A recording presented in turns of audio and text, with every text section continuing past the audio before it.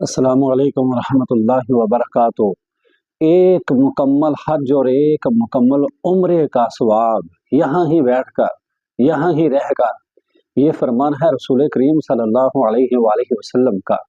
فرمایا پیارے آقا صلی اللہ علیہ وآلہ وسلم نے کہ جس بندے نے فجر کی نماز جماعت کے ساتھ پڑھی، پھر وہاں ہی بیٹھا رہا، اللہ کے ذکر میں مشغول رہا، اور جب سورج طلوع ہو گیا تو اس کے بعد اس نے اشراقی نماز 2 رکعت ادا کی، تو اسے ثواب کتنا ہوگا؟ مکمل حج کا اور مکمل عمرے کا، اس کے برابر جو ہے وہ ثواب ہوگا۔